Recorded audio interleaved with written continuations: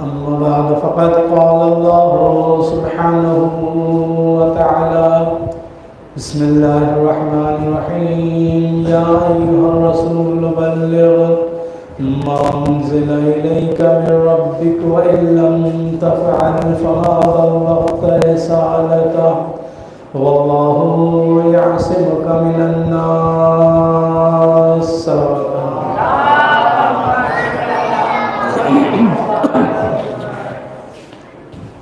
عزیزان محترم، بزرگان عزیز، اساتذہ مظلوم کربلا، انجمن علماء معصومین کی طرف سے یہ جو مجلس اعزاز کا انعقاد کیا گیا ہے، آپ حضرات کے علم ہے کہ اسی سلسلے کا اس انجمن کا خمسہ بھی مسجد امیر علی چوکدار میں منعقد ہے، جس کی آج چوتھی مجلس تھی. اسی موضوع کو آگے بڑھاتے ہوئے جو وہاں میں عرض کر رہا ہوں 4 دن سے، اسی بات کو آگے بڑھاتے ہوئے وہی آیت یہاں بھی پیش کی ہے. ولایت اہل بیت کی ضرورت اور اہمیت پہ اب تک وہاں اسی بات کو آگے بڑھاتے ہوئے یہاں بھی عرض کرنا ہے. ایک بار باوضع بلند صلوات پڑھیں.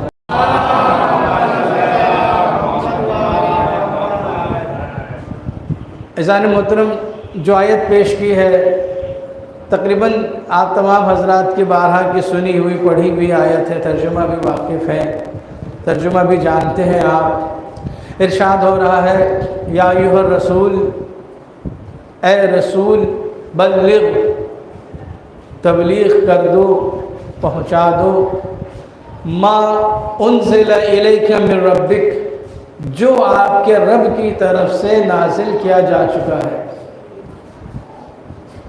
یہاں تک بات تھی پیغام کی، پہنچا دیجئے جو آپ کے رب کی طرف سے نازل کیا جا چکا ہے، تبلیغ کر دیجئے. وَإِن لَمْ تَفْعَلْ، اگر نہ کیا، فَمَا بَلَّغْتَ رِسَالَتَهُ، تو آپ نے رسالت نہ پہنچائی. عزیزان محترم، یہ بات ہماری نئی شکلوں میں بھی آتی ہے، ہم عام انسان بھی اس بات کو سمجھ سکتے ہیں. اگر کسی کے ایک کام کو کسی دوسرے کام پر منحصر کر دیا جائے کہ آپ نے یہ نہ کیا تو گویا کوئی کام نہ کیا، تو اس سے اس بات کا اندازہ بخوبی لگ جاتا ہے کہ یہ کام کتنا اہم ہے. کوئی چھوٹے کام کے لیے بڑی بات نہیں کہتا، کوئی یہ نہیں کہتا کہ مجھے پانی پلا دو، اگر پانی نہیں پلایا تو زندگی بھر کی خدمت بیکار، کوئی یہ نہیں کہتا. اگر کوئی بات ابھی اشاروں میں ہے اور یہ کہا جا رہا، کہنے والا کون ہے؟ کہنے والے سے بھی بات پر اثر ہوتا ہے. اگر کہنے والا عام ہے تو بات عام سی ہے، اور اگر کہنے والا خاص ہے تو بات خاص ہے. کہنے والا خلاق کائنات ہے اور کہہ رہا ہے اپنے رسول سے، کہنے والا رب العالمین ہے، رحمت للعالمین سے کہہ رہا ہے، تو بات کتنی اہم ہوگی کہ اگر یہ نہ کیا تو گویا رسالت کا کوئی کام ہی نہ کیا، رسالت ہی نہ پہنچائی. تو یہ ایک بات جو ہے، یہ ایک تبلیغ جو ہے، تمام رسالت کو داؤں پہ لگانے کے برابر ہو گئی. اگر یہ نہ کیا تو رسالت کا کوئی کام نہ کیا. تو اب یہ تو کم سے کم سمجھ میں آتی ہے بات، اب جو رسول کرنے جا رہے ہیں وہ کم سے کم رسالت کے ہم پلہ تو ہے. صلوات پہ محمد و آل محمد. تو اس سے اندازہ ہو جاتا ہے کہ جو ولایت ہے یہ کوئی چھوٹے عہدے کا نام نہیں ہے، امامت کسی چھوٹے عہدے کا نام نہیں ہے، بلکہ کم سے کم نبوت کے برابر عہدے کا نام امامت ہے. کم سے کم نبوت کے برابر ہے، ورنہ برابر نہیں ہوتا تو پھر یہ جملہ خلاق کائنات کا نہیں ہوتا کہ اگر یہ نہ کیا فما بلغت رسالتہ، تو گویا آپ نے رسالت ہی نہ پہنچائی. مطلب یہ سارا کام منحصر ہو جائے، یہ سارا جو کار رسالت ہے منحصر ہے اس ایک اعلان پر۔ اب جو رسول اعلان کریں گے وہ اعلان بتائے گا کہ وہ اعلان ہے کیا جس میں رسالتیں داؤں پر لگی ہوئی تھی۔ ایک اور بات عرض کر دوں کہ اس آیت میں لفظ بلغ کا استعمال ہے۔ بلغ یعنی پہنچا دو، بلغ اسی تبلیغ سے بنا ہے، یعنی الفاظ کو بدل کے یوں کہا جائے اے حبیب، اے رسول تبلیغ کر دیجئے، اے رسول تبلیغ کر دیجئے۔ پورے قرآن میں تبلیغ کے ساتھ اگر کوئی حکم ہے تو بس یہی، لفظ تبلیغ کے ساتھ اگر حکم ہے تو بس یہی۔ نماز کے لیے حکم اقیموا الصلاۃ، تبلیغ کا لفظ استعمال نہیں ہوا، اقیموا الصلاۃ، نماز قائم کرو۔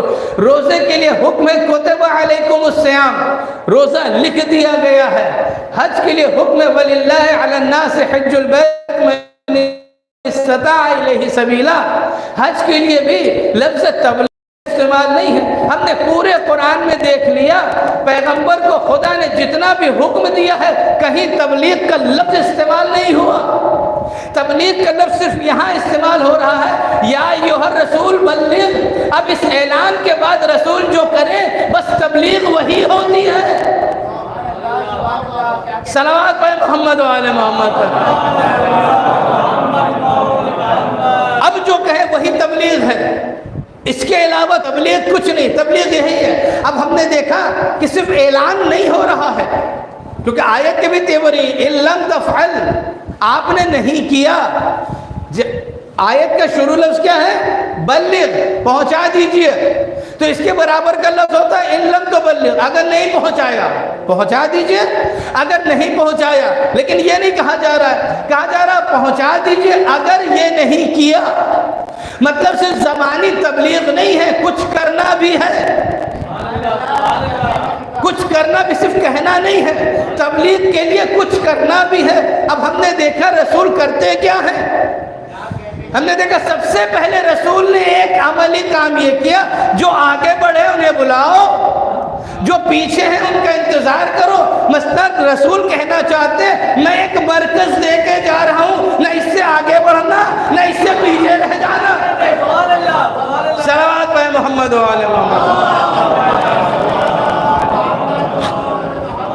اس سے آگے نہیں بڑھنا نہ اس سے پیچھے رہ جانا۔ بلایا، مجمع کو جمع کیا، جب جمع ہو گئے سب، اب کہاں جو میدان میں خار ہیں، کانٹے ہیں، پتھر ہیں، گرد آلو جتنی بھی کہتے ہیں، اسے صاف کرو۔ تو اس کا مطلب تبلیغ کے لیے پہلے زمین صاف ہونی چاہیے۔ گندی زمین پہ تبلیغ نہیں ہو سکتی ہے۔ اگر تبلیغ ولایت کرنا ہوگی تو دل کی زمین کو پہلے صاف کرو، تب علی کی ولایت دل میں اترے گی۔ زمین صاف کی گئی، کجاوے کا منبر بنایا گیا۔ منبر بنانے کے بعد اب خطبہ دے رہے ہیں، کون؟ رحمت للعالمین کا خطبہ۔ خطبے کے لیے منبر بنا، منبر پہ ہوگی تبلیغ۔ اب منبر کا حق یہ بنتا ہے منبر پہ وہ آئے جو تبلیغ ولایت کرے، جو ایسی باتیں کرے جس کے اللہ اور رسول کا حکم ہے، وہ بات کرے تو منبر ہے، ورنہ لکڑی کا ڈھانچہ ہے۔ صلوات پہ محمد و آل محمد۔ تو خطبہ دینے کے بعد اعلان کیا، وہ مشہور اعلان جو ہم سب جانتے ہیں، بچہ بچہ جانتا ہے۔ تمام اقرار لینے کے باوجود، تمام وعدے اور باتیں ہونے کے بعد پیغمبر نے ایک تاریخی اعلان کیا۔ کیا تھا اعلان؟ اپنے بھائی، اپنے وزیر، اپنے جانشین کو ہاتھوں پہ اٹھایا، من کنت مولا ہو فہذا علی مولا۔ یہ اعلان سب جانتے ہیں، یہ کیا، لیکن اس اعلان کی اہمیت کیا تھی؟ آیت کا آخری فقرہ، الیوم یئس الذین کفروا، آج کافر تمہارے دین سے مایوس ہو گئے۔ آج کافر تمہارے دین سے مایوس ہو گئے۔ کیسے؟ کافر جو بت پرست جو تھے، پیغمبر کے دشمن، اسلام کے دشمن، قرآن کے دشمن، کعبے کے دشمن، قبلے کے دشمن، دین و شریعت کے دشمن، ان کو کہیں نہ کہیں امید تھی کہ انہوں نے پیغمبر کو پوری زندگی پریشان کیا، کامیاب نہیں ہو سکے، پوری زندگی تکلیف دیتے رہے، کامیاب نہیں ہو سکے، جنگوں کا سہارا لیا لیکن جنگوں میں بھی اسلام ہی کی کامیابی ہوتی رہی، انہیں کہیں کامیابی نہیں ملی، یہ ہر جگہ شکست کھاتے رہے، تو تکلیفوں میں بھی شکست کھائے، پروپیگنڈوں میں بھی شکست کھائے، جملے کسنے میں، طنز تشنی میں بھی ان لوگوں نے شکست کھائی، میدان میں بھی شکست کھائی، مارکوں میں بھی شکست کھائی، لیکن ایک امید لگائے بیٹھے تھے کہ پیغمبر کے کوئی بیٹا نہیں ہے، ان کی وفات کے بعد تو اسلام ختم ہو ہی جائے گا، اس لیے وہ امید لگائے بیٹھے تھے کہ رہنے دو، ان کی عمر کتنی ہے، جتنی عمر ہے تب تک اسلام ہے، ان کے بعد اسلام تو ہم ہی لے لیں گے، ہماری طرف پلٹ آئے گا، لیکن اس اعلان نے کافروں کو ہمیشہ کے لیے مایوس کر دیا، اس لیے کہ یہ اعلان ولایت ایک علی کا نہیں تھا، قیامت تک کے علی کا تھا۔ صلوات پہ محمد و آل محمد۔ یہ اعلان ولایت یعنی محافظ اسلام کا اعلان ہو رہا ہے۔ اب پیغمبر کی وفات کے بعد رسالت ختم، رسالت مکمل ہو گئی، دین مکمل ہو گیا، اب سے لے کر قیامت تک اس اسلام کا محافظ کا اعلان ہو رہا ہے کہ اب جو علی آئے گا یہ علی قیامت تک اسلام کا محافظ رہے گا۔ اب وہ چاہے علی علی بن کر آئے، علی حسن بن کر آئے، علی حسین بن کر آئے، علی زین العابدین کی شکل میں آئے، علی محمد باقر بن کے آئے، علی جعفر صادق بن کے آئے، علی موسی کاظم کی شکل میں آئے، علی رضا کی شکل میں آئے، علی محمد تقی کی شکل میں آئے، علی نقی کی شکل میں آئے، علی عسکری کی شکل میں آئے، یا علی مہدی کی شکل میں آئے۔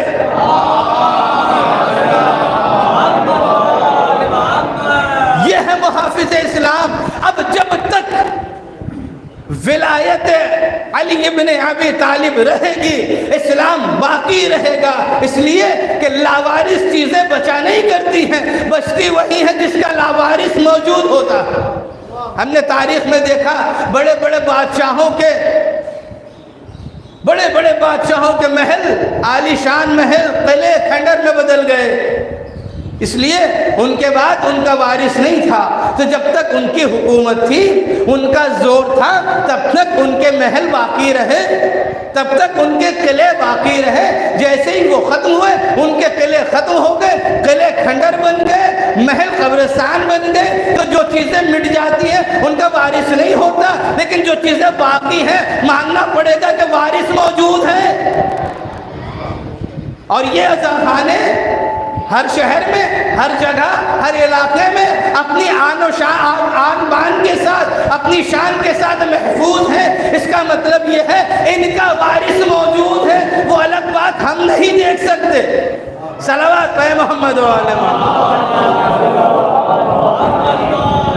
تو یہ ولایت جو 12 علی کے ذمے میں آئی، 12 کے 12 علی ہیں، 12 کے 12 محمد ہیں، سب علی ہیں، سب محمد ہیں، میں کوئی فرق نہیں ہے، کلنا فی الفضل سوا، ہم سب فضیلت میں برابر ہیں، تو سب علی ہیں، سب محمد ہیں، سب محافظ اسلام ہیں، سب محافظ اسلام۔ اور یہ بات ہم جانتے ہیں کہ قانون صرف قانون لکھا ہوا ہوتا ہے تو ضروری نہیں ہے کہ اس پر عمل ہو، لکھے بہت سے قانون ہیں لیکن عمل کے لیے کوئی ایک ناظر ہونا ضروری ہے، کوئی ایک رہبر ہونا ضروری ہے۔ جب تک رہبر نہیں ہوتا قانون پر عمل نہیں ہوتا۔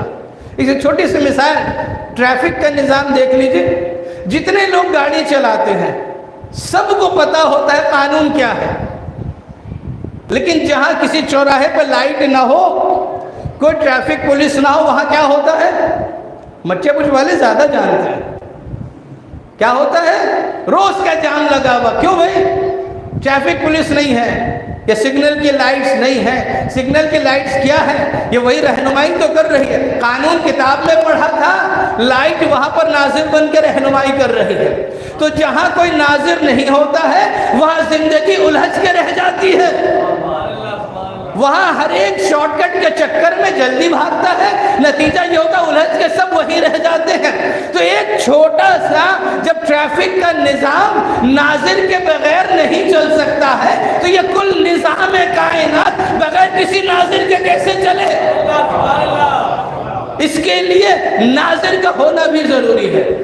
دوسری بات، آپ ٹریفک کی مثال دیکھ لیجئے، جیسے ہی ہم نے ریڈ لائٹ کو کراس کیا فوراً ٹریفک پولیس آ جاتی ہے، پولیس والا وہ چالان کاٹتا ہے، کیا بھائی آپ نے قانون توڑا، اس کا اختیار ہے، چاہے گاڑی کسی کی بھی ہو اس کو چالان کاٹنا ہی ہے، رسید کاٹنا ہی ہے، کیوں؟ ہم نے غلطی کی تھی، اس کا اختیار اتنا ہی ہے۔ تو جیسی ذمہ داری ہوتی ہے ویسا اختیار ہوتا ہے، جتنی بڑی ذمہ داری اختیار اتنا بڑا، جتنی کم ذمہ داری اختیار اتنا ہی کم۔ تو اب یہ جو ناظر ہے اسلام کا، جسے ہم ولی کہتے ہیں، جسے ہم مولا کہتے ہیں، جسے ہم امام کہتے ہیں، اس پر ذمہ داری پورے اسلام کی ہے، اس پہ ذمہ داری کل کائنات کی ہے، تو اب اس کا اختیار کل کائنات پر ہوگا۔ اب یہ اگر ٹھوکر سے مردے کو زندہ کر دے، زندے کو مردہ کر دے، ٹھوکر سے پانی نکال لے، ستارے کو دہوڑی پہ بلا لے، درخت سے کلمہ پڑھوا لے، کنکریوں سے کلمہ پڑھوا لے، سورج کو پلٹا دے، تو اس میں تعجب نہیں کرنا، اس لیے کہ اس کے پاس کل کائنات کا اختیار ہے اور یہ امیر کائنات ہے۔ صلوات پہ محمد و آل محمد۔ اور یہ اختیار سب کے پاس ہے، سب علی، سب کے پاس وہی اختیار ہے، چاہے پہلا علی ہو، دوسرا علی ہو، تیسرا علی ہو یا آٹھواں علی ہو، آٹھویں علی کے پاس بھی وہی اختیارات ہیں جو پہلے علی کے پاس ہیں۔ اب وہ الگ بات ہے کہ یہ گھرانہ ایسا ہے کہ اپنے لیے کبھی اختیار استعمال نہیں کرتے، اپنے لیے کبھی اختیار استعمال نہیں کرتے، یہ سب سے بڑی دلیل حقانیت کی ہے۔ لیکن اختیار ایسا ہے کہ حکم دینے کی بھی ضرورت نہیں پڑتی۔ ایک دن امام علی ابن موسیٰ رضا علیہ السلام کو دربار میں بلایا گیا، مامون رشید عباسی کے دربار میں بلایا گیا، اور آنے سے پہلے کچھ لوگوں نے خلیفہ کے کان تک یہ بات پہنچا دی کہ ہم اکثر دیکھتے ہیں کہ آپ خلیفہ ہونے کے باوجود علی ابن موسیٰ کے احترام میں آپ کھڑے ہو جاتے ہیں، تو یہ بڑی عجیب سی بات لگی، آپ خلیفہ ہیں ان کے احترام میں کھڑے کیوں ہوتے ہیں؟ تو بادشاہ کو بھی تھوڑا سا اس کی ایگو پہ لگا، نہیں آپ کھڑے نہیں ہوں گے۔ اب یہ اعلان کر دیا کہ اب جب یہ آئے امام کوئی کھڑا نہ ہو، دربانوں سے کہہ دیا کوئی پردہ نہ ہٹائے گا، خود سے پردہ ہٹانے دو، خود سے آنے دو، کوئی کھڑا نہیں ہوگا۔ وہ سمجھ رہے تھے کہ ان کا بنایا ہوا کوئی نمائندہ ہے، وہ توہین کرنا چاہے اور ہو جائے، انہیں کیا پتا علی بنانا دنیا کا کام نہیں، اللہ نے علی بنایا ہے۔ جب مولا کو خبر آئی دربار میں جانا ہے، اب مولا چونکہ معلوم ہے نا کیا ہونے والا ہے، تو حیدری جلال کے ساتھ چلے، حیدری جلال کے ساتھ گھر سے نکلے، ہیبت حیدری چہرے پر آیا ہے، پہنچے دربار میں، ہوا نے استقبال کر کے خود سے پردوں کو اٹھا دیا۔ یہ سمجھ رہے تھے کہ ہم اٹھائیں گے تو ہی پردہ اٹھے گا، انہیں نہیں پتا تھا کہ ہوائیں بھی ان کی محتاج ہیں۔ ہوا نے خود سے پردوں کو اٹھا دیا، اور بادشاہ پہ ہیبت اتنی طاری ہوئی، جس نے حکم دیا تھا کہ نہ اٹھنا سب سے پہلے کھڑا ہو گیا، اس کے بعد اپنی جگہ پہ بٹھایا۔ ابھی تک بات ختم نہیں ہوئی، کچھ لوگ کچھ اور سوچ کے بیٹھے تھے۔ کبھی کبھی ایسے ہوتے ہیں ہوتے ہیں وہاں بھی یہی تو یہ کہا جائے نا، ہم یہاں کے لوکل زبان میں کہیں کہ کھسیا، جب پردہ اپنے سے اٹھ گیا، بادشاہ سب سے پہلے کھڑا ہو گیا تو سب کو کھڑا ہونا پڑا تو کھسیا گئے۔ کہتے ہیں اچھا اب جادوگروں کے ذریعے امتحان لیا جائے۔ امام کو ناشتہ پیش کیا گیا، جیسے امام نے ہاتھ بڑھایا جادوگر نے اشارہ کیا، پلیٹ دور چلی گئی۔ امام کو جلدی غصہ نہیں آتا، ہم لوگوں کی طرح نہیں شارٹ ٹیمپر جلدی غصہ آ گیا، نہیں غصہ نہیں آتا، لیکن جب آ جائے تمہیں کوئی روک نہیں سکتا۔ غصہ نہیں آیا، ایک بار مامون کی طرف دیکھا، خاموش بیٹھے رہے، پھر پلیٹ آ گئی، پھر ہاتھ بڑھایا، پھر جادوگروں نے اشارہ کیا اور وہ پلیٹ دور چلی گئی۔ امام نے پھر ہارون کی طرف دیکھا، میں سمجھتا ہوں اسی دیکھنے میں ہارون کے پسینے آ گئے ہوں گے مامون کے۔ تیسری بار پھر جب ایسا ہوا تب امام نے کہا مامون انہیں روک لے، ورنہ میں تیری قالین کے، تیرے دربار کی، تیری قالین کے شیروں کو حکم دوں گا۔ دربار بھی تیرا، قالین بھی تیری، شیر کی تصویر قالین میں، حکم میرا، میں حکم دوں گا اور یہ انہیں نگل لے گا۔ حکم نہیں دیا، شیر اٹھا، مجسم ہوا اور ان جادوگروں کو نگل کے کہتا مولا حکم ہو تو اسے بھی نگل لے۔ یہ جو تخت پہ بیٹھا ہے، امام نے روک دیا، مامون بے ہوش۔ اب جب ہوش آیا تو کہتا ہے وہ کہاں گئے جو سب جادوگر تھے؟ تو حلقہ بدوشوں نے کہا سب شیر کے پیٹ میں۔ اب وہ کہتا ہے ابن رسول اللہ غلطی ہو گئی، ان سے کہہ دیجئے شیروں سے کہ اسے اگل دیں۔ مولا نے کیا تاریخی جملہ کہا؟ مولا فرماتے ہیں اگر عصائے موسیٰ نے فرعون کے جادوگروں کو اگلا ہوتا تو یہ بھی اگل دیتا۔ امام نے اس جملے سے تاریخ دہرا دی کہ میں موسیٰ کی طرح فخر موسیٰ، یہ عصائے موسیٰ اور تم فرعون،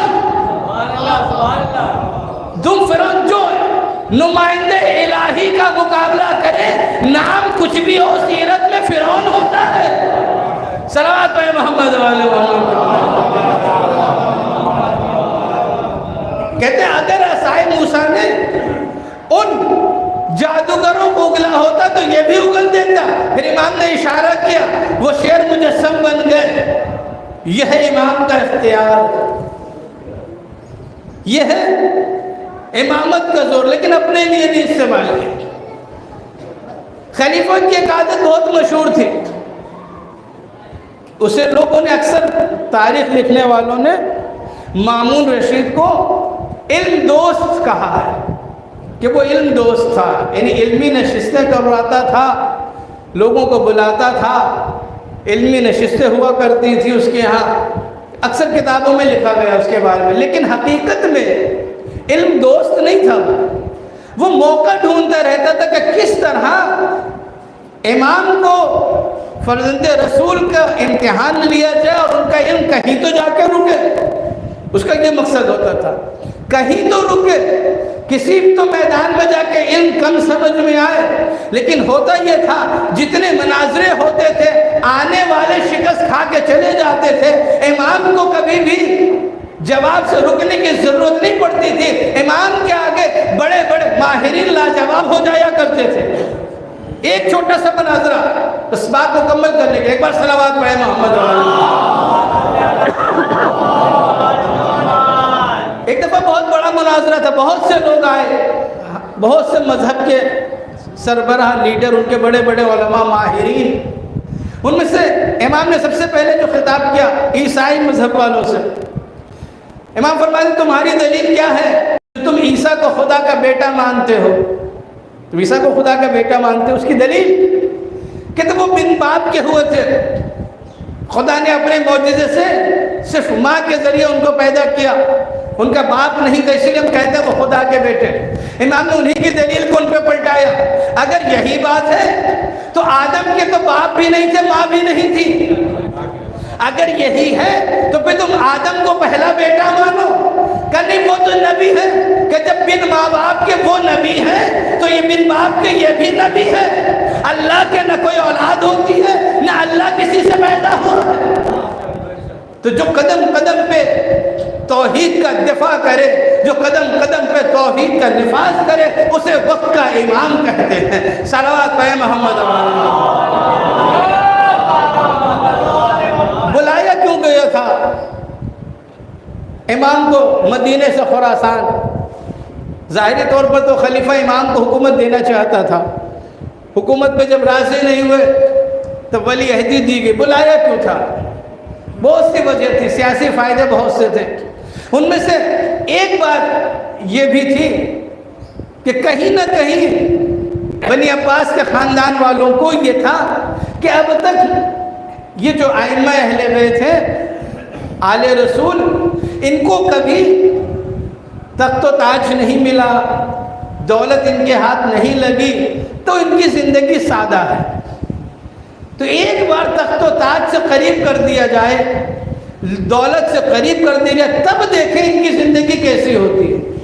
عام طور سے یہ فکر لوگوں میں آتی ہے کہ بھائی ان کا کیا، ان کو تو کبھی حکومت ملی ہی نہیں، تو کیسے کہیں کہ وہ کیسے ہیں۔ شرافت اسی لیے دکھا رہے ہیں کہ غریب ہے، پیسہ آنے سمجھ میں آئے گا، پیسہ آنے دو تب سمجھ میں آئے گا۔ وہ بھی یہی سوچ رہے تھے، ان کو دولت آنے تو دو، تخت و تاج آنے تو دو، دیکھیں پھر کیا تبدیلی آتی ہے۔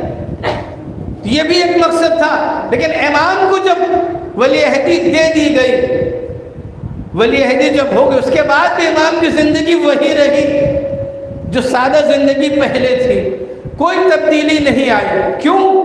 اس لیے کہ یہ سمجھ رہے تھے ہم نے ولی عہد بنا کر ان کا مرتبہ بڑھا دیا۔ ان کی نظر میں تھا کہ ہماری ولی عہدی سے ان کا مرتبہ بڑھا۔ انہیں یہ نہیں معلوم کہ خدا نے اپنا نمائندہ بنا کر بھیجا ہے۔ جو نمائندہ خدا ہوتا ہے وہ حکومتوں کا محتاج نہیں ہوتا ہے، حکومتیں اس کی محتاج ہوتی ہے۔ اور اسی فارمولے کو مولا کائنات نے پہلے بیان کیا۔ جب مولا کو خلافت ظاہری ملی تو مولا فرماتے ہیں اہل مدینہ سے، پورے مدینے کا مجمع امام کے ساتھ، امام فرماتے ہیں میں جب حجت تمام ہو گئی تو تم لوگوں کا حاکم بنا ہوں، تم لوگوں کا حاکم بنا ہوں۔ میری زندگی سادہ ہے، میرا لباس معمولی ہے، میرا گھر معمولی ہے، میری سواری معمولی ہے۔ اب اگر میں ابھی یہ ساری چیزیں جو گنائی معمولی ہے، جب میں تمہارے بیچ سے جاؤں، اگر اس وقت بھی یہ سب معمولی رہا، سادہ لباس، معمولی گھر، معمولی سواری، سب کچھ سادہ معمولی رہا، تو میں نے حق ادا کیا، اور اگر اس میں تبدیلی آ گئی تو میں نے خیانت کی۔ یہ فارمولہ ہے۔ جو الہی نمائندہ ہوتا ہے اس کی زندگی عہدے سے پہلے بھی سادہ ہوتی ہے، عہدہ ملنے کے بعد بھی سادہ ہوتی ہے۔ جو عہدہ ملنے پر اکڑنے لگے وہ دنیاوی نمائندہ تو ہو سکتا ہے، الہی نمائندہ نہیں ہو سکتا۔ صلوات پہ محمد وعلی محمد۔ دنیا سمجھتی ہے تخت و تاج، حکومت اور ملوکیت بہت بڑی چیز ہے، لیکن اسلام نے بتایا کہ امامت سے بڑی کوئی چیز نہیں ہو سکتی۔ امامت عہدہ خدا ہے، لا ینال عہد الظالمین، قرآن کا اعلان ہے۔ یہ عہدہ امامت جو میرا عہدہ ہے یہ ظالمین تک نہیں پہنچ سکتا۔ ملوکیت لاکھ بڑی ہو جائے امامت سے آگے نہیں بڑھ سکتی۔ ملوکیت علم کا آتش کدہ ہے، امامت علم کا گل کدہ ہے۔ ملوکیت تخت ہے، تاج ہے، تاراج ہے، امامت مسند ہے، منبر ہے، علم کا دوامی راج ہے۔ ملوکیت طوفان ہے، ہیزان ہے، ہیجان ہے، ہزیان ہے۔ امامت فرقان ہے، برہان ہے، تبیان ہے، قرآن ہے۔ ملوکیت تخت ہے، تاج ہے، تاراج ہے، امامت مسند ہے، منبر ہے، علم کا دوامی راج ہے۔ ملوکیت آرام کے لیے، امامت عوام کے لیے۔ ملوکیت راج کے لیے، امامت سماج کے لیے۔ ملوکیت شبابی ہے، شرابی ہے، کبابی ہے، امامت غدیری ہے، کوثری ہے، وہ ترابی ہے۔ ملوکیت قانون جلا دیتی ہے، امامت قانون کو جلا دیتی ہے۔ ملوکیت خون پیتی ہے، امامت خون دیتی ہے۔ ملوکیت دربار میں بھی لرزہ براندام ہے، امامت اغیار میں بھی مرجع ہے، خاص و عام ہے۔ ملوکیت نیزے پہ قرآن چڑھاتی ہے، امامت نیزے سے قرآن سناتی ہے۔ صلوات پہ محمد و آل محمد۔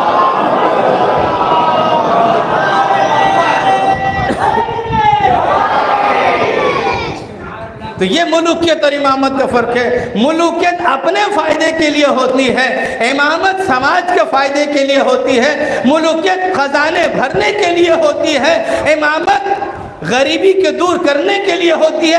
بڑے سے بڑے ملک والوں نے سپر پاوروں نے جتنے بڑے سے بڑے بادشاہ اعظم ہو جائیں، کسی کا بھی یہ دعویٰ نہیں تھا کہ میری حکومت میں کوئی بنا کھائے سویا ہو۔ یہ امامت کی 4 سالہ 9 مہینے کی حکومت میں دعویٰ ہے میری حکومت میں کوئی بھوکا نہیں سویا۔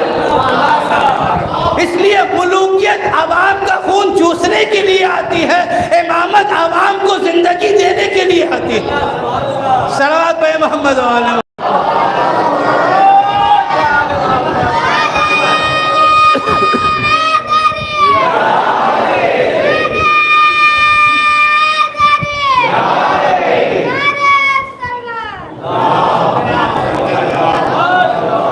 ملوک کی امامت کو تخت و تاج کی بھی ضرورت نہیں، وہ اور ہوں گے جو تخت و تاج کے بعد حکومت ملتی ہے۔ امامت تو وہ الہی عہدہ ہے کہ بوریہ نشین بھی ہوتا ہے تو کائنات پہ حکومت کرتا ہے۔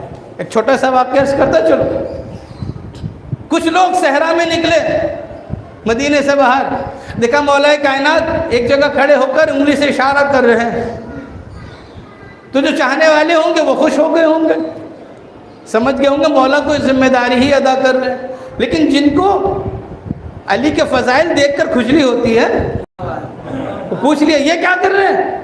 کہ کائنات میں رزق بانٹ رہا ہوں، کائنات میں رزق بانٹ رہا ہوں۔ کہ یہ کیسے ہو سکتا ہے؟ کہاں بانٹ رہا ہوں، بات ختم ہو گئی، چلے گئے۔ اگلے دن پھر اسی وقت پہنچے، اگلے دن پھر اسی وقت پہنچے۔ اب یہ بات کسی کے ذہن میں بھی سوال آ سکتا ہے، رازق اللہ ہے تو مولا کائنات کیسے بانٹ سکتے ہیں؟ شاید کسی کے ذہن میں سوال آیا ہو، آج نہیں تو کل آئے گا، آپ کے نہیں تو کسی کے ذہن میں آئے گا، جواب تیار رکھیے گا کہ رازق اللہ بانٹ رہے علی کیسے؟ تو دیکھیں جو سب سے بڑا ہوتا ہے، سپریئر جو ہوتا ہے سب سے بڑا، وہ خود کام نہیں کرتا ہے، کام اس سے جوڑا جاتا ہے۔ کام کیا ہوتا ہے؟ صرف قانون کو پاس کرتا ہے۔ ہندوستان جیسی مملکت کے صدر سے منسوب بہت سے کام ہوتے ہیں۔ صدر نے کتنے کام کیا؟ صدر نے کام کیا؟ وزیر اعظم نے کام کیا؟ نہیں، کام کون کرتا ہے؟ ان کے آفس والے، ان کی ٹیم والے، ان کی کیبنٹ والے۔ نام کس کا ہوتا ہے؟ سب سے بڑے عہدیدار کا۔ اس کا کام کیا ہوتا ہے؟ صرف سائن کر کے پاس کرنا، وہ کام نہیں کرتا ہے، وہ کسی کو کچھ دیتا نہیں ہے، کوئی کام نہیں، صرف سائن کر کے پاس کرتا، اس کا وہی کام ہے۔ کام اس کے کیبنٹ والے کرتے ہیں۔ اللہ رازق ہے، رزق پاس وہ کرتا ہے، پہنچاتا علی ہے۔ اب اگر صرف اللہ اللہ کرتے رہے، پاس بھلے ہی ہو جائے، پہنچائے گا کون؟ تو رزق بانٹ رہے، جو چاہنے والے تھے خوش ہو گئے، لیکن جنہیں علی کے فضائل سن کے درد ہونے لگتا ہے ان کو بے چینی ہو گئی، یہ کیسے؟ اگلے دن پھر پہنچ گئے اسی ٹائم پر، دیکھا وہی اشارہ چل رہا ہے۔ کالی کیا کر رہے ہیں؟ رزق بانٹ رہا ہوں۔ سب کو دے دیا؟ کہاں سب کو دے دیا؟ کیا سب کو دے دیا؟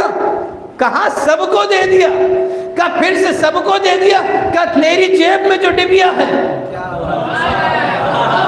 اس ڈبیا میں جو کیڑا ہے، اس کے بھی رزق پہنچ گیا؟ اب گھبرا کے، جب گھبراتا آدمی تو بھول جاتا کون سی چیز کس جیب میں ہے۔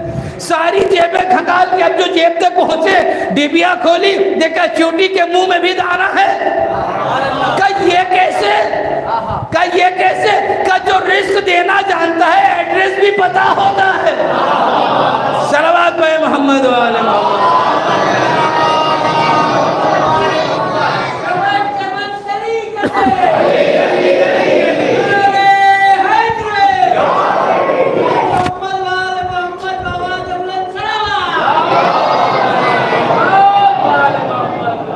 تو یہ پہلے علی کا کمال تھا، 8ویں علی کا بھی کمال سن لیں، کیونکہ آج کی مجلس منسوب ہے 8ویں علی سے۔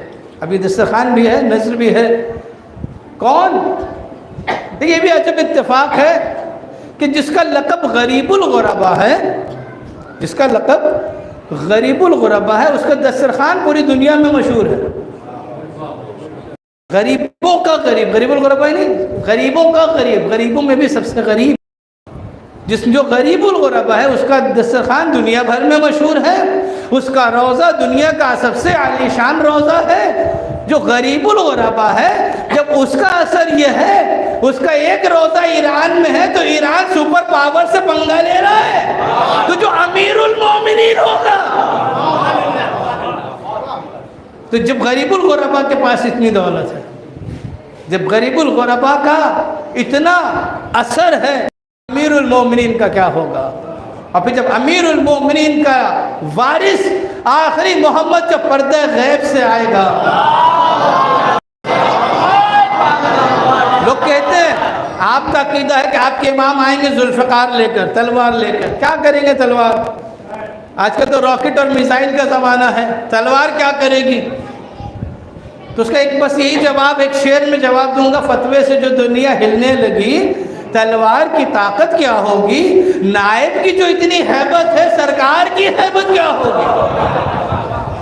یہ تو نائب کا فتویٰ دنیا برداشت نہیں کر سک رہی ہے۔ بھلے ہی بڑے بڑے ہتھیار ہو جائیں، لیکن سب محتاج ہیں کسی آپریٹر کے۔ آپریٹر ہوگا تو ہتھیار کام کریں گے، آپریٹر ہوگا تو ہتھیار چلیں گے، آپریٹر جو ہوگا آپریٹنگ کرنے کے لیے بھی کلیجہ چاہیے۔ ذوالفقار دیکھ کر مرحب جیسوں کے تو ہوش اڑ جاتے ہیں، تو انہی کی تو اولاد ہے، دشمن اسلام جتنے ہیں مرحبوں کی تو اولاد ہے۔ تو جو مرحب پہلے علی سے ڈر جائے، اس کی اولادیں آخری علی سے ڈرے تو تعجب کیسا؟ تو بس بات سمیٹتے ہوئے آگے بھی نوخانی بھی ہونا ہے، بس مختصر عرض کر رہا ہوں۔ 8ویں علی کو خراسان بلایا گیا۔ بادشاہ یہ سمجھتا تھا کہ ہم اپنے پاس رکھیں گے تو ہماری کڑی نظر رہے گی، ہم نظر رکھیں گے کہ دیکھتے ہیں یہ ہمارے خلاف تو کچھ نہیں کر رہے ہیں، یہ ہمارے خلاف تو کچھ نہیں کر رہے ہیں۔ یہ نئی بات نہیں ہے ہمارے اوپر نظر رکھا جانا، بڑی بڑی حکومتیں نظر رکھنی ہے، ہم تھوڑے سے ہوتے ہیں حکومتیں نظر رکھتی یہ کیا کر رہے ہیں۔ انہیں پتہ ہے ہم کچھ الٹا سیدھا نہیں کرتے، سیرت ائمہ پہ چلتے ہیں، تو جو سیرت ائمہ پہ چلتا ہے سپر پاور بھی اس سے گھبراتا ہے۔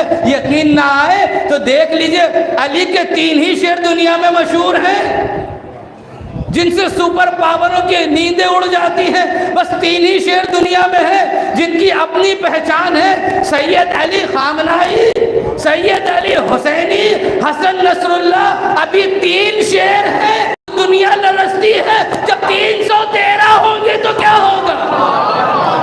صلوات پہ محمد و علی۔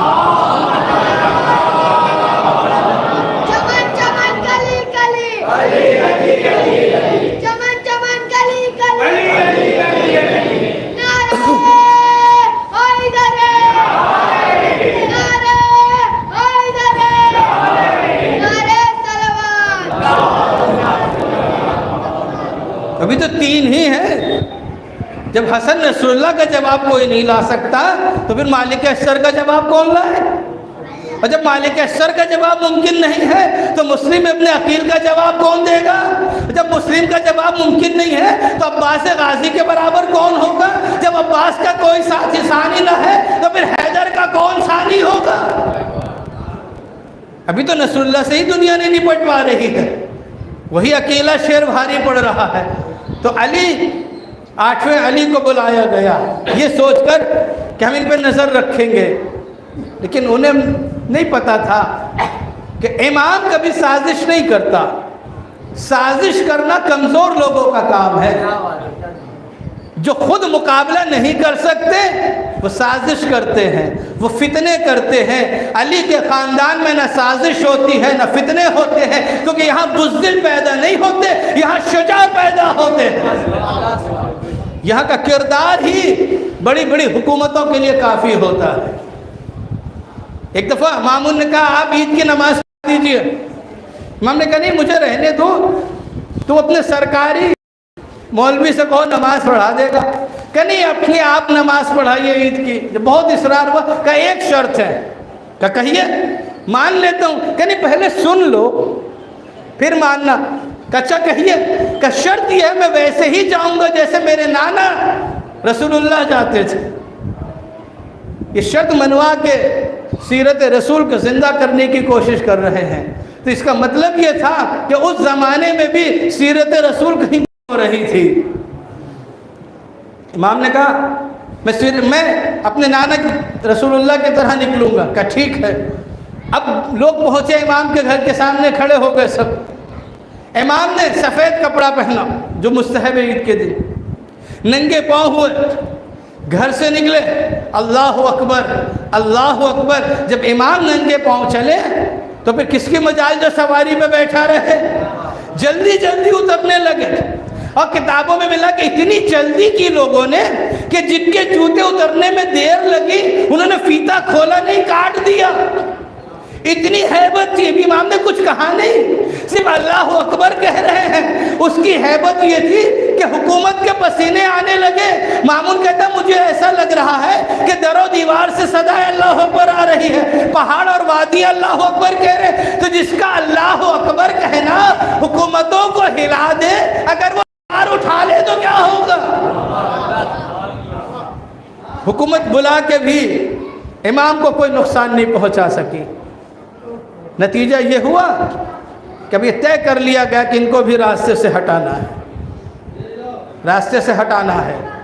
اور اس غرض سے امام کو دربار میں بلایا گیا. ابھی آپ نے مصائب سنا ہے نا امام رضا علیہ السلام کا. یہ بھی کیا تاثیر ہے اس گھرانے کے مصائب میں. جتنی بار بھی سنے کہ جب سنے لگتا ہے کہ پہلی بار سن رہے ہیں. اتنا تازہ ہے. جب فضائل اتنے تازہ ہیں کہ سنتے ہی چہرے کھل جاتے ہیں, وہی مصائب اتنے تازہ ہیں کہ سنتے ہی دل تڑپنے لگتا ہے. کتنا کاری وہ زہر تھا, کیسا زہر بنایا گیا تھا. پتہ زہر کے لیے 2 روایت ملتی ہے. وہ زہر کیسے بنایا گیا تھا؟ انگور میں زہر دیا گیا تھا. زہر کیسے بنا تھا پتہ ہے؟ ایک انسان کو مامون نے الگ سے اپنے یہاں مہمان کیا. اس سے کہا کہ ناخن نہ کاٹے, ناخن بڑھائے. ناخن میں کتنا پوائزن ہوتا ہے جانتے ہیں. ناخن بڑھائے, کاٹے نہیں. جب ناخن بہت بڑھ گیا, اچھا خاصا بڑا ہو گیا, تو اس کو ایک انار دیا گیا اور کہا گیا تمہارا کام یہ ہے کہ اس ناخن کو انار میں چبوتے رہو, مسلسل چبوتے رہو. اس سے وہ زہر تیار کیا گیا. وہ زہر تیار کیا گیا. مسلسل وہ انار میں اپنے ناخن چبوتے رہا. ناخن کا پوائزن انار کے رس میں مل کر زہر بنا. اس زہر کو سوئی کے ذریعے سے انگور میں پہنچایا گیا. بھی آپ نے سنا نا, امام نے صرف 3 دانے انگور کے کھائے تھے.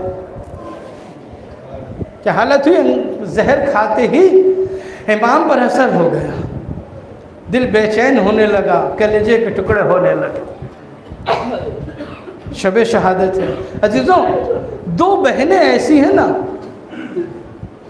جو اپنے بھائیوں کے لیے بہت تڑپی ہیں. 2 بہنیں ایسی ہیں جنہیں اپنے بھائی کی جدائی برداشت نہیں ہو پا رہی تھی. ایک بہن زینب, ایک بہن معصومہ کم. زینب تو بھائی کی اتنی عاشق تھی کہ بھائی نے ارادہ کیا سفر کا, بہن چلی آئی, بھیا میں بھی ساتھ چل رہی ہوں. معصومہ کم ساتھ تو جا نہ سکی, لیکن بھائی کی محبت نے مدینے میں رہنے بھی نہ دیا. مدینے سے نکلے, بھائی سے ملنے جا رہے ہیں, بھائی سے ملنے جانا ہے. مدینے کو چھوڑا, سفر کی صحبتیں برداشت کی. میں کہوں گا اے معصومہ کم, آپ اپنے بھائی سے بہت محبت کرتی تھی, آپ سے بھائی کی جدائی برداشت نہ ہو سکی, جبکہ آپ کو پتہ نہیں تھا کہ بھائی کو زہر دیا جا رہا. ہائے سلام ہو زینب پر جس نے اپنے ماجائے کو شمر کے خنجر کے نیچے دیکھا. معصومہ کم بھائی سے بہت محبت کرتی تھی, لیکن اس وقت نہیں تھی جب بھائی زہر کے اثر سے تڑپ رہا تھا. زہر کا اثر ہو گیا, مامون کے پاس سے اٹھے, اپنے حجرے میں آ رہے, لیکن زہر کا اثر شروع ہو چکا تھا, اس لیے امام صحیح سے نہیں آ پا رہے تھے.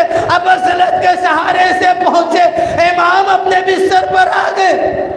میں کہوں گا مولا, غریب غربت میں آپ کی وہ شہادت ہو رہی ہے. آپ کا لقب غریب الغربا ہے. پردیس میں جہاں کوئی نہیں ہے, بیٹا نہیں ہے, زوجہ نہیں ہے, گھر اور خاندان کے لوگ نہیں ہے, آپ تنہا ہیں, آپ کی شہادت ہونے والی ہے، لیکن مولا میں کہوں گا کوئی مقابلہ تو نہیں کر سکتا، بس اتنا عرض کروں گا مولا آپ کی شہادت تھی تو اتنا تو اطمینان تھا کہ آپ کی بیٹی کے کوئی تماچے نہیں لگائے گا، آپ کے گھر کی ناموس کے کوئی ردا نہیں چھینے گا، خیموں میں آگ نہیں لگائی جائے گی۔ اے مولا ذرا کربلا میں آ کے دیکھیے، قیامت برپا ہے، حسین کی شہادت کے بعد نہ کوئی پرسہ دیتا ہے نہ کوئی تعزیت دیتا ہے، کسی نے سروں سے ردا چھینی، کسی نے تماچے لگائے، کسی نے کانوں سے مندے چھینے۔ اجرکم اللہ۔ بس چند جملے میں نہیں تمام۔ امام کے فرزند نوے امام جو مدینے میں تھے اور باجہاز امام کے دفن و کفن کے لیے آ گئے، اکیلے دفن کیا، اکیلے غسل و کفن کیا، لیکن مولا آپ نے اپنے بابا کو غسل تو دے دیا، کفن تو پہنا دیا، نماز پڑھ کے دفن کر دیا۔